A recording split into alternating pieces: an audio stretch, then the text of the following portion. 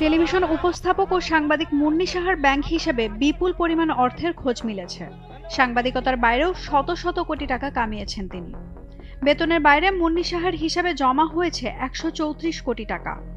তবে বৈষম্য বিরোধী ছাত্র আন্দোলনের মুখে পতিত প্রধানমন্ত্রী শেখ হাসিনা পদত্যাগ করে দেশ থেকে পালানোর পরপরই এসব আমানতের মধ্যে 120 কোটি টাকা উত্তোলন করা হয়েছে। স্থগিত করা হিসাবে এখন স্থিতি আছে মাত্র 14 কোটি টাকা। 17টি ব্যাংকের মাধ্যমে এই লেনদেন করা হয়েছে। সবচেয়ে বেশি লেনদেন হয়েছে ওয়ান ব্যাংকের মাধ্যমে। বিধি বহির্ভূত লেনদেনের অভিযোগে মুন্নি সাহার ব্যাংক অ্যাকাউন্ট ইতোমধ্যে জব্দ করেছে বাংলাদেশের আর্থিক গোয়েন্দা ইউনিট BFIU।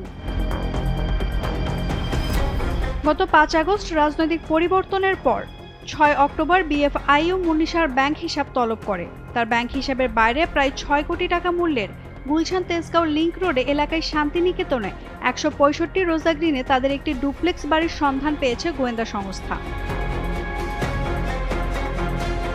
বুধবার গণমাধ্যম, সামাজিক যোগাযোগ মাধ্যম সহ সবখানে টক অব দ্য কান্ট্রিতে পরিণত হয়েছে বিষয়টি। এ নিয়ে চলছে নানা আলোচনা সমালোচনা। বাংলাদেশ ব্যাংক সূত্রে জানা গেছে, ওয়ান ব্যাংকের কাওরাট বাজার শাখায় মুন্নি সাহার স্বামী কবির হোসেন তাপসের মালিকানাধীন MS প্রমোশনের নামে 2017 সালের 2 মে একটি হিসাব খোলা হয়, যেখানে মুন্নি সাহাকে নমিনি করা হয়েছে। এ ব্যাংকের চট্টগ্রামের খাতুনগঞ্জ শাখায় জনৈক মাহফুজুল হকের মালিকানায় প্রাইম ট্রেডার্সের নামে 2004 সালের 21 জুলাই একটি হিসাব আগেই খোলা হয়। এই দুই প্রতিষ্ঠানের নামে ওয়ান ব্যাংক থেকে 51 কোটি 50 লাখ টাকার ঋণ নেওয়া হয়। ঋণ পরিশোধ না করে বারবার সুদ মওকুফ ও নবায়ন করা হয়। এর মধ্যে 2017 সালে সুদ মওকুফ করা হয় 25 কোটি 78 লাখ টাকার। যদিও প্রতিষ্ঠান দুটির মধ্যে পারস্পরিক ব্যবসায়িক কোনো সম্পর্ক নেই, অথচ বিভিন্ন তারিখে হিসাব দুটির মধ্যে বিপুল অঙ্কের অর্থ লেনদেন হয়েছে। 2019 সালের 29 সেপ্টেম্বরে একটি উদাহরণ তুলে বলা হয়েছে, ওই দিন আলাদা 3টি চেকের মাধ্যমে MS প্রমোশনের হিসাব থেকে প্রাইম ট্রেডার্সের হিসাবে 56,50,000 টাকা স্থানান্তর করা হয়, যা সন্দেহজনক। এই অর্থ পাচার হয়েছে কিনা তা খতিয়ে দেখছে BFIU। এদিকে ব্যাংক অ্যাকাউন্টের লেনদেন নিয়ে প্রকাশিত সংবাদের বিষয়ে প্রতিক্রিয়া জানিয়েছেন সাংবাদিক মুন্নি সাহা। বুধবার রাতে নিজের ভেরিফাইড ফেসবুক আইডিতে দেওয়া এক পোস্টে তিনি বলেন, অ্যাকাউন্টে কত টাকা আছে তা নিয়ে কিছু মিসলিডিং হেডলাইন করা হয়েছে, যা দেখে রীতিমতো অবাক হয়েছেন তিনি। পাশাপাশি ওই পোস্টে তিনি তার ব্যাংক অ্যাকাউন্টে হওয়া লেনদেনের ব্যাখ্যাও দিয়েছেন। পোস্টে মুন্নি সাহা লেখেন, আজ দেশের অনেকগুলো নিউজ পোর্টাল এবং দৈনিকে আমার অ্যাকাউন্টে কত টাকা আছে তা নিয়ে কিছু মিসলিডিং হেডলাইন দেখে বিস্মিত হয়েছি।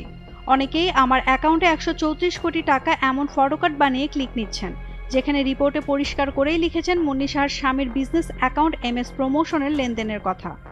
লেনদেন শব্দটা আমাদের বন্ধুরা নিশ্চয়ই বোঝেন। কবির হোসেন তাপস একজন ব্যবসায়ী। 2002 সাল থেকে তার বিজ্ঞাপনী সংস্থা। ব্যবসায়িক অ্যাকাউন্ট খুলতে গিয়ে শুধু নমিনি হিসেবে আমার নাম দিয়েছেন। তার কোনো প্রতিষ্ঠানের সঙ্গে আমার কোনো পার্টনারশিপ নেই, আমি তার কোনো গ্যারান্টারও নই। তিনি আরও লেখেন, 2007 সালে তিনি প্রমোশন নামে আরও একটি কোম্পানি খোলেন। আবারও বলছি, ব্যবসায়িক অ্যাকাউন্ট খুলতে গিয়ে শুধু নমিনি হিসেবেই আমার নাম দিয়েছেন। তার কোনো প্রতিষ্ঠানের সঙ্গে আমার কোনো পার্টনারশিপ নেই। প্রসঙ্গত, ভোরের কাগজ দিয়ে মুন্নি সাহার সাংবাদিকতা শুরু। সেখান থেকে তিনি যান 21 টেলিভিশনে, এরপর যোগ দেন ATN বাংলায়। মুন্নি সাহা বহু আন্তর্জাতিক গুরুত্বপূর্ণ ঘটনাবলী টেলিভিশনের পর্দায় উপস্থাপন করেছেন। বিশেষ করে শাহবাগের গণজাগরণ মঞ্চের সমাবেশের ব্যাপারে তার ব্যাপক ভূমিকা ছিল।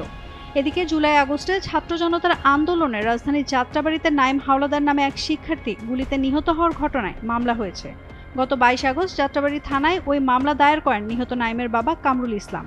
সেই মামলায় সাবেক প্রধানমন্ত্রী শেখ হাসিনা সহ একাধিক মন্ত্রী, MP, আওয়ামী যুবলীগ, ছাত্রলীগ এবং পুলিশ র্যাবের কর্মকর্তাদের সাথে 7 সাংবাদিককেও আসামি করা হয়েছে।